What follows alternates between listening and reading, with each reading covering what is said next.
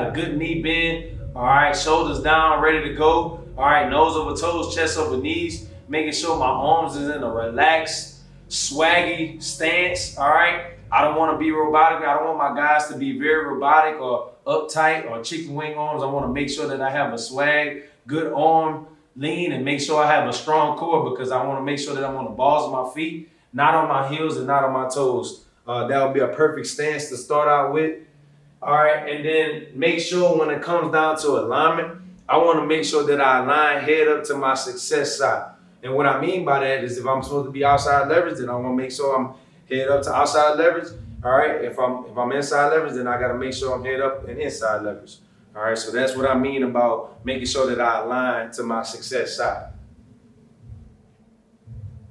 Next, we're going to talk about the patient step, and we're going to talk about also just being good as far as doing a great kick step, laterally and 45 degree. First of all, the patient step, all right? Patient step is just a read step, okay? Patient step, we usually use the patient step either in press coverage, in the slot, but right now we're talking about catch, all right? And when we in catch, all right, we just want to make sure that we're in a good stance and that we just picking it up and put it back down. That's what I mean about a patient step. Some people call it a period step. I like to call it a patient step because it allows and it tells the kids in their mind that, look, I need to be patient with this step. And it allows me also to let the receivers commit to where they're going and us be patient and impede the vertical route of the release. All right.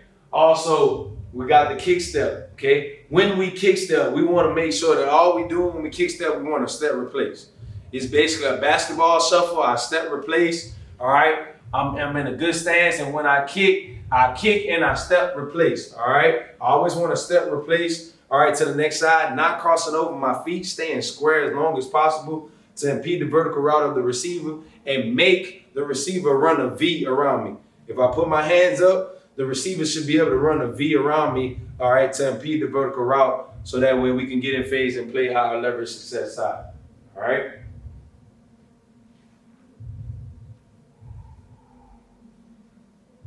So here, I got some film just showing you a great stance. We got different stance, probably 6 foot in my safety room. All right, but I got a 6 foot DB, got 5'8" DB, 6'2", all right, 5'11". So we got guys that's different heights and different weights, but overall, we got to make sure we have a good balanced stance, all right, that's comfortable for them, but also we got to make sure we stay in patient step and be able to kick step. So a great example here, we get it on the line in the individual period. I'm pretty much the receiver and they're guiding. All right, all they're doing is taking a patient step. All right, you see everybody taking a patient step, being really patient and calm. All right, great stance, great knee bend. All right, chest over knees, nose over toes, and making sure that we kick stepping on both legs. All right, and then we just basically rise back up. All right, so that's the first step. Now we get to the point where we got good stance, and now we're going to work the kick step at a 45-degree angle. All right, when I 45-degree kick step, I want to make sure I don't turn my hips to do it. I want to stay square as long as possible with basketball, 45 and kick to cut them off at a great angle. All right, so boom. All right, we just working the patient step and kick step.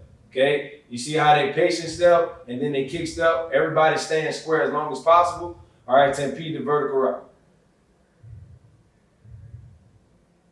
All right, now we get to the point where we're going to put it all together. All right, now we're going to patient step, kick step down the line to impede the vertical route to run the V around me, and 45-degree angle when I have to cut them off because they didn't speed release me, and I don't want my hips to turn, so that way I can definitely counter back if they run a slant or if they go back slant out. All right, we always can counter by having our hips not locked and doing a 45-degree skate.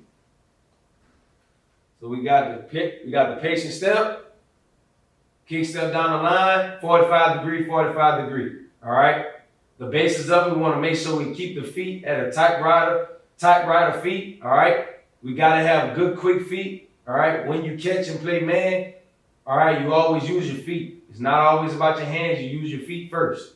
Move your feet, kick step 45. Next thing I want to talk about is Scooch the drive, all right? This is our initial deal when it comes down to quick game for us, all right? So we in a good stance. We already talked about the stance being balanced, all right? When I scooch, sometimes people use scooch as something that you graze grass and then you continue to run with. All right. We only allow 2 scooches. So you're grazing grass with the midpoint of your foot, and we're making sure that we feet into the ground, scooch, scooch. All right. And then we're making sure that we're gonna break. When we break, we always use a T-step. We use a T-step, so we want to make sure we scooch, scooch, and we get our whole T into the ground to make sure that we driving eyes before feet. So we driving on the man before our feet follow. So right here, you understand that we got the scooch, all right? It's obviously a reed step, all right? We're grazing grass, and we're making sure that we're driving on the man, all right? We're going to show an example of the video of that, of us doing it in an individual period.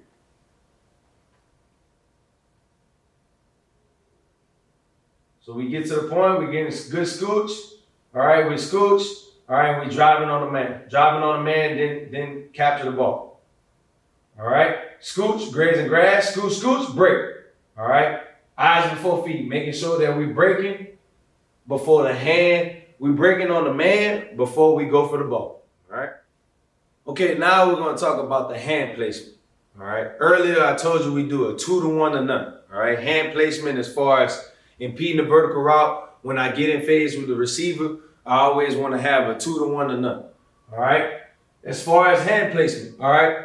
If a receiver ever comes directly in the middle of me, all right, directly in the middle of me, I always allow my guys to be able to put 2 hands on. And it's a 2-hand collision collect, all right? I call it collision collect because a lot of guys, when they play catch technique, they like to be so physical and they like to push dudes away from them. I don't want to push the receiver away from me. I want to collect it. And I want to collect it to my leverage success side.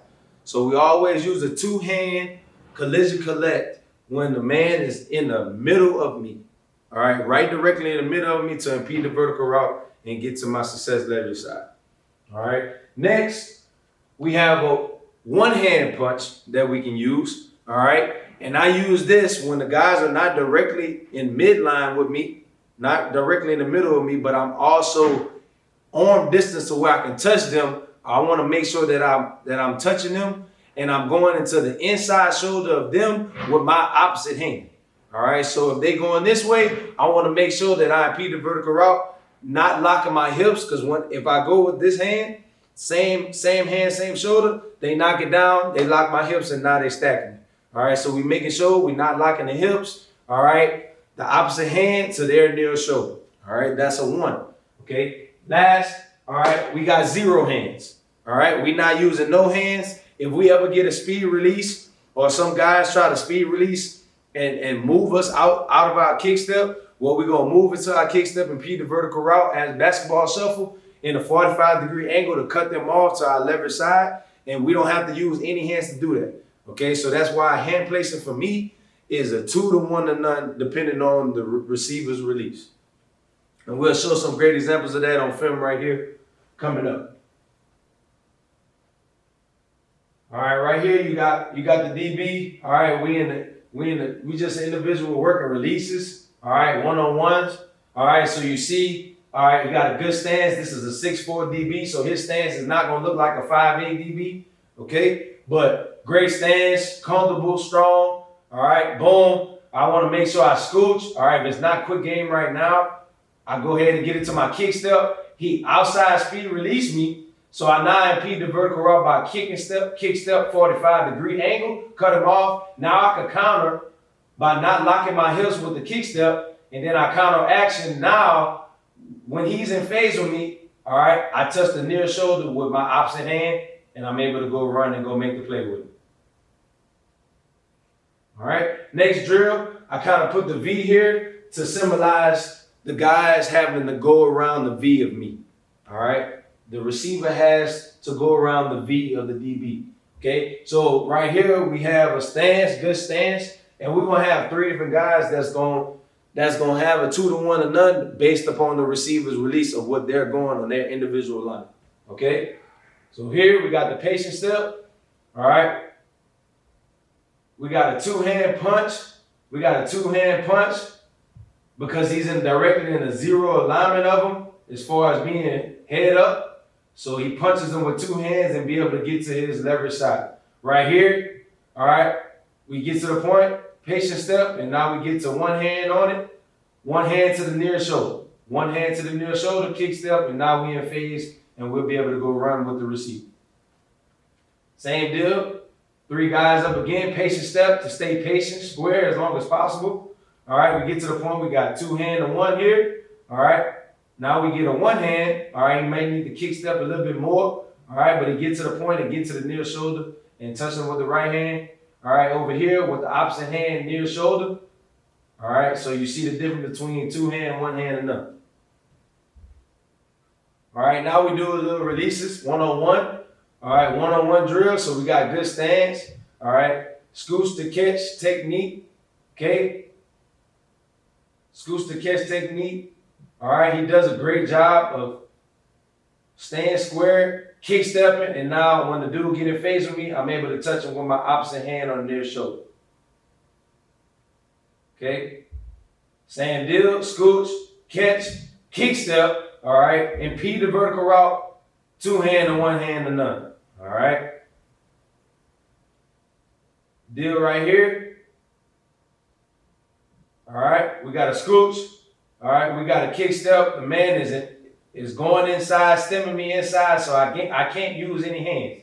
I can't use any hands on him stemming me inside. I stay on the outside shoulder, and now I'm able to use a 0 hands placement. Able to use 0 hand placement on the man and able to run and turn and get in phase with the man. Now we're talking in and out of phase. All right. In and out of phase we can make it really simple. All right. If I'm in phase with a man and I'm the DB, basically I'm becoming the receiver. All right. I have the capability of looking back at the quarterback and becoming a receiver. And I want to make sure when I'm going up for the ball at the highest point as a DB, all right, I'm going up for the ball with my elbows over my ears, and I'm going up at the highest point, looking it all the way with my eyes, bringing it into my fingertips and tucking the ball all the way in when I'm going for the interception, and I'm going to make sure I make a play on the ball as if I was a receiver. Okay, so I'm always in phase when I can touch a receiver. All right, if I can't touch him, I'm not in phase. I cannot look back. All right, and now we're talking about out of phase. Out of phase means that I'm not within arm distance of the receiver. So that way, when I'm out of phase, I have to make sure I have eyes before feet. I have to drive the man. My eyes got to be put on the man, and I have to run to be able to touch the man to get in phase before I'm ever able to look back. When you are out of phase, we have to make sure we do a great job of not looking back. If you're not in phase, you do not look back at the quarterback. You must make sure you're driving to your man to make sure I get in phase instead of out of phase. Okay?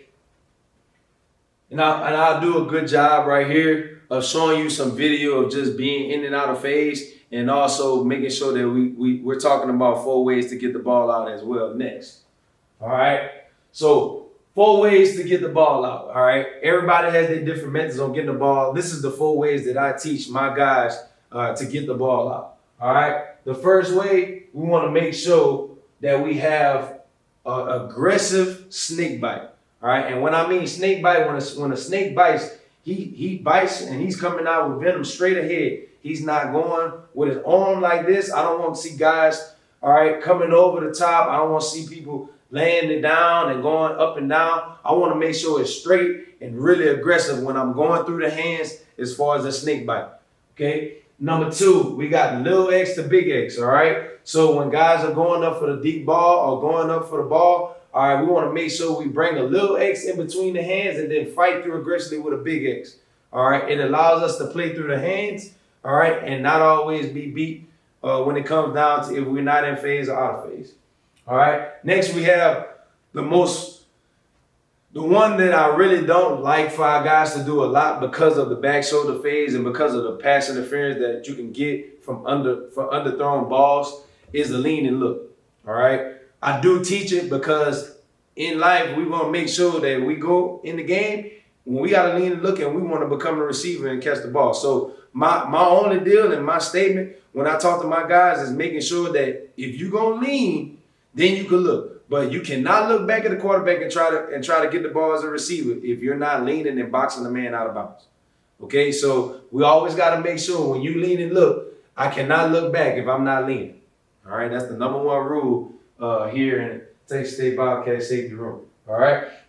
Last but not least is the most prominent one that I would like all my guys to be able to do, and that's the chest to chest. All right. If I'm reading a release of receiver and I'm running with them and I'm in phase and we chest to chest, now I make myself available to be able to play the front shoulder or the back shoulder when it comes down to throws that great quarterbacks in college football be able to do. All right. So this is just some examples of individual period where we're basically taking this drill to life. Last year here at University of Incarnate Word, we was able to get some of this in. So right now we're going chest to chest. Okay, chest to chest, boom. All right, I'm able to look back and be able to play front shoulder, back shoulder. Front shoulder, back shoulder. Make sure I'm directly in the midpoint of his chest so that way I can play both. Now we get to the point, all right? Now we get to the point where we're going little X to big X. All right, little X to big X, making sure that we start small and we really be aggressive with the swipe through. All right, and it makes it harder for a receiver to catch the ball with one hand instead of two. All right, now we'll get to the point, all right, where we'll put all this to life. So now we're playing one-on-ones here at Texas State. All right, doing a couple one-on-ones here in the spring. Okay, we have a Scooch, all right, catch technique, all right. He impedes the vertical route, makes him run the V around him, but we need to kickstep a little bit more, all right. But he does a good job of not panicking with the ball in the air and trying to run to get in phase because he's out of phase. And now the last second, when I can touch him and be in phase, I finish the play and I snake bite through.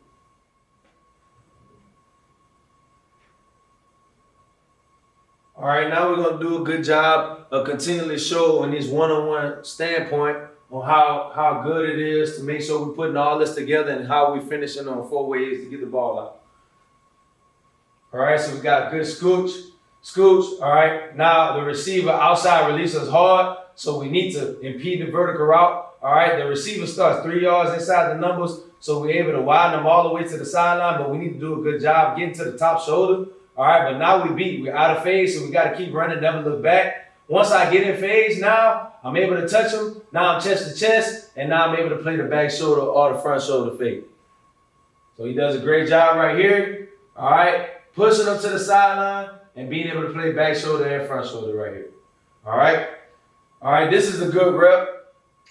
This is a good rep right here of good patience. All right, way to stay square on the kickstep, but also we'll get to the point where you can see him eyes before feet, drive the man, and also snake bite it through. Okay, so we get a good Scooch. All right, good Scooch. Kickstep, stand square, get to the top shoulder. Now we gotta run. We gotta run like hell to get there. Run like hell, drive, and now we're able to snake bite through, and we're gonna celebrate the small wins of us getting it out. From the back view, Scooch, here, drive on the man. All right, don't look back if I'm not in phase. Drive on the man, and then I snake bite it through the hands. All right, another rep. All right, right now we off, Scooch to catch. Boom, Scooch, catch it. Boom. All right. I missed him, right? I missed him. All right. Got to kick my feet more at a 45-degree angle. All right. But I'm never beat. All right. I get to the top. I got to make sure if I'm out of phase, I'm not looking back. I'm running like hell to get to his hand. And at the last second, boom, snake bite. I get the ball out. Great job with that. Great job with that. Okay. Lastly, the last thing I always told you, we had 7 points that we was going to be addressing in this presentation. And I wanted to make sure that we understand that this is a real staple in my room. Finish is never over until we say so. And I'm a firm believer on it because guess what? A lot of times guys feel like man to man, even if I didn't get the release I wanted, I didn't get the proper footwork at the beginning, that doesn't mean that you let them catch the ball. We always finish in everything that we start. All right, so even when the ball's in the air, we're not gonna panic. We're gonna finish, and we're gonna finish until we say so. Nothing is gonna happen until we say so. That is our mentality. All right, and that's what we do in this safety room here at Texas State.